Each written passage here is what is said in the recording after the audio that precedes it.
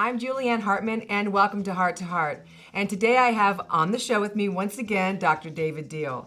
David, thank you so much for joining me again. Thanks for having me. I'm excited to be here. And if you haven't noticed already, Dr. Diehl is a permanent fixture here. At least once a month, you're going to hear from Dr. Diehl on a lot of different issues. And today we're going to talk about hormones. Dun, dun, dun. Happy hormones. Exactly. Those are the ones I want. Right. Now, David, we're going to talk about today hormones and weight loss. Right. And so, most people don't think that hormones having to do with weight loss. Right. Because what we think is, oh, you eat fat or you eat bad food, it turns to fat, gotta go to the gym, gotta Right. change my diet. Right. But the hormones play a big part in it. So we want to know, David, here's the big question. Which hormones stimulate weight loss? Well, there are several, and it's not really. There's a myth out there that fat makes you fat. That's not true. It's the inability to burn fat. You really need fat in your body. Your brain's made out of fat. Actually, your hormones are made out of fat. That's the precursor to the molecules of your hormones. So you want good fats in your body, and there are bad fats as well too. But I want to focus on hormones that'll help you lean up, look better, feel better, have more energy, and burn weight just sitting around instead of just working so hard at it. Mm-hmm. And there's really several different hormones. As far as diet goes, there's a new hormone called leptin that was discovered in the 90s. That this hormone tells your body to burn fat. And if you've got any kind of interference in your body, cellular interference, that hormone cannot dock on your cells and have your body burn fat. So on the next episode, that if you have me back, if I'm not fired after this one, what we'll do is we'll talk about things that you can do in your diet to influence the hormones that help you lose weight with diet, as far as insulin and leptin go, and that will really help you as well. But that's a whole nother show. Okay, so I have a question though about Yeah. that. So you know how as we are entering into that menopause state, some of us are. Mm-hmm. So you know how they always say that you get a little bit of weight around your waist. Is that the hormone that you're getting too much of or too less of? I mean, is it a hormone that you have to? This is a problem throughout your life, or is it just as you get older, how you start to gain Actually, some they weight? did a study with Okinawans. They have more people living to 100 than any other country when they studied them. And they found that as you age, you actually lose body fat. That's a natural progression. But in America, we actually gain body fat. I was going to say. And so it really has to do with the American diet. And so we're gonna tell you where there's hidden sources and things that you may not know about that will actually help you lose. You have enough of that leptin, but it can't communicate and dock on your cells. And we're gonna explain that whole process in the next episode. But today I want to talk about how you exercise, because the way you exercise will negatively affect the good hormones or positively affect the good hormones. And the hormones we're talking about is testosterone and growth hormone. Now, I don't want you to the women out there, I don't want you to freak out and say, I don't have any testosterone, or I don't want to look like Arnold Schwarzenegger or these bodybuilders. Or I don't want hair on my face. And that would not. And that will not happen unless you put artificial hormones into your body. Okay. We're talking about natural hormones that help your metabolism, help you go down in dress size and pant size, leaner, more energy. That's what we want. And as we get older, we produce less growth hormone, but you can actually stimulate and have more growth hormone, and it's in the way you exercise. Okay, so question: what is the growth hormone? Is that just because I'm not growing anymore at my age? So what are we talking about? Growth? But your body's always breaking down and always rebuilding, and you need that growth hormone to build muscle and tone, and that will in turn help your metabolism. Okay, so another thing too. Now this show is for men as well as women. Yes. And we know that men carry more testosterone than the women do. Right. So how does this all work then? Do you have obviously something different for men than you do for women? No, it's the way you exercise, and we'll go through that. Let me give you an example. If we talk about aerobic exercise, that's exercising with air.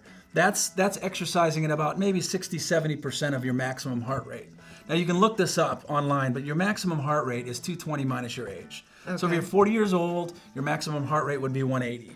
So you don't want to go above that unless you're an athlete or you're really careful with that. So if you're out walking briskly or you're jogging, you're exercising maybe at 60-70% of your maximum heart rate. Okay. And so you're exercising with air, and you're using primarily fat as fuel. So you're burning fat. So you're saying, hey, I'm going to go out and I'm going to take a brisk walk with my friends every morning and I'm going to burn fat for an hour. Well, that's a good idea. It's great for your cardiovascular. It's great for your social. Great for your mind. It's great for your mind. It's great for spiritual. It Yeah. really helps you. So I'm not saying anything bad about that, but you're not burning fat effectively. Mm-hmm. You're actually suppressing those good hormones that we're talking about. Your testosterone and growth hormone actually are suppressed. You create oxidants when you do long periods of exercise, like if you're a marathon runner. So you create oxidants, so you need more antioxidants, and you're more apt to lower your immune system when you're doing that kind of exercise. And I'm not saying walking for a half hour, but if you're running a marathon, it's very taxing on the body. Yes. And if you do that consistently, it really breaks down your body. And it actually lowers testosterone and growth hormone, the studies show. Okay. The studies show that when you're out walking for an hour, you're burning the fat. For the next 24 hours, research shows that you're burning the opposite fuel. So for the next 24 hours, what you're doing is you're burning sugar. And as you burn sugar, you crave sugar. And so you just put those calories right back on by eating what you've burned off in that hour. So the more effective way to do it is the high intensity exercises called burst training or surge training, it's called as well too, if you want to look that up. And what that is exercising at about 85, 90, 95% of your maximum heart rate. That's anaerobic exercise. I mean, Right. exercising without air, so you're burning your sugars and your stored sugars. And when you burn, and you only have to do this for maybe 6 minutes to 12 minutes a day instead of your hour, it's going to save you time, and it's going to burn fat more effectively. So in that 3 to 6 to 12 minutes, whatever you choose, you're going to burn out all your sugars, then all your stored sugars, which is called glycogen. And then over the next 24 hours, you have to replace those stored sugars. So now you're burning fat for 24 hours. So let me ask you, would you rather go out and walk every morning and burn fat for an hour or burn fat for 24 hours?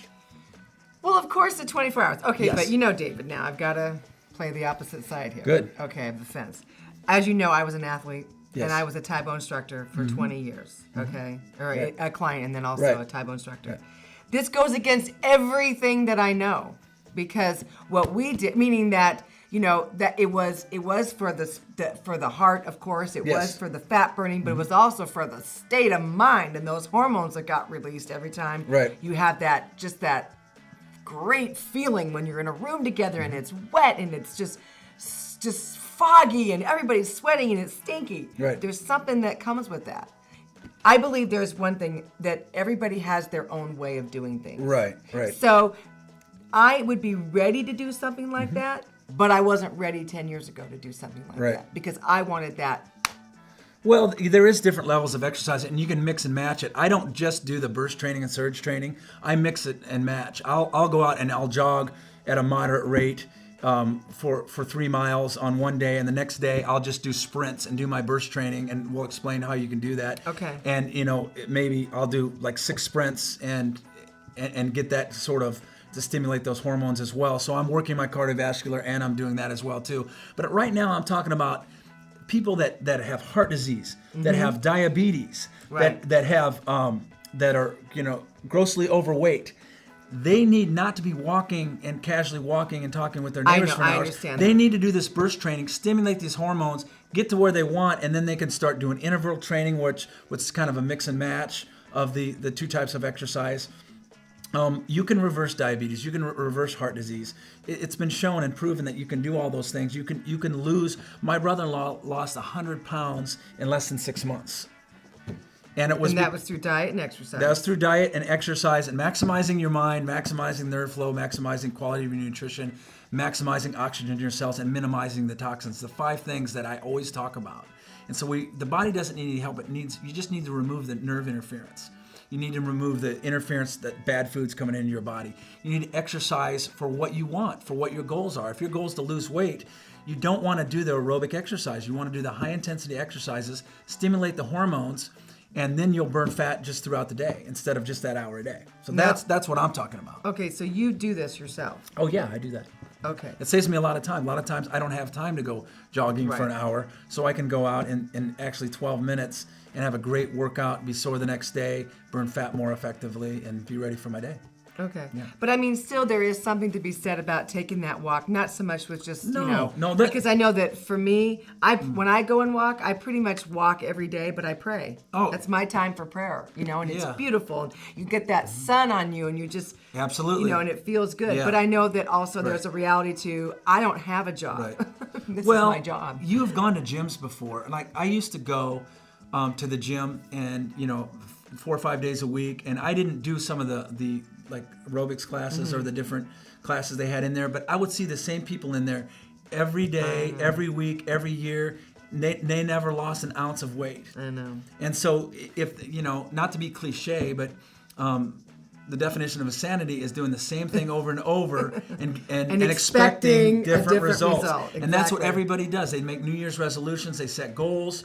On January 1st, by January 7th, it's gone, and they get to the next year, and they've not only not lost weight and not made their health goals, but they've actually gained weight. The national average is to gain 3 or 4 to 5 pounds every year. So every year Americans get fatter and fatter and fatter. Right, We're right. supposed to have less body fat every year. Well, I tell you what, I would like to try this because I'm game for it. But Okay. how does anybody else try it? Well, what you want to do is you want to exercise at that 85 to 90% of your maximum heart rate for 20 to 30 seconds, as hard as you can go, not going above your maximum heart rate. So And- it's 220 minus your age. Right. That's how you know what your heart rate. Yeah, and a lot of the Okay. gyms you can hook up, or you can grab the handles, and I'll tell you what your maximum heart rate is. Okay. So you go hard as you can for 20 seconds. Let's just take a sprint. There's a lot of Okay. different things you can do. You can sprint as hard as you can for 20 seconds. Now I'm going to rest for 20 seconds and recover. Then I'm going to sprint again second time for 20 seconds and rest for another 20 seconds. Then I'm going to do it a third time, and then I'm going to rest for 2.5 minutes so I can fully recover. Now, before you do that, you need to warm up your heart a little bit. So you maybe want to walk for 5 minutes or do a light jog, or Okay. get your heart rate up to the 60-70% heart rate before you do that sprinting. Stretch, do what you need to do so you don't hurt yourself. Okay. You can do this on a treadmill.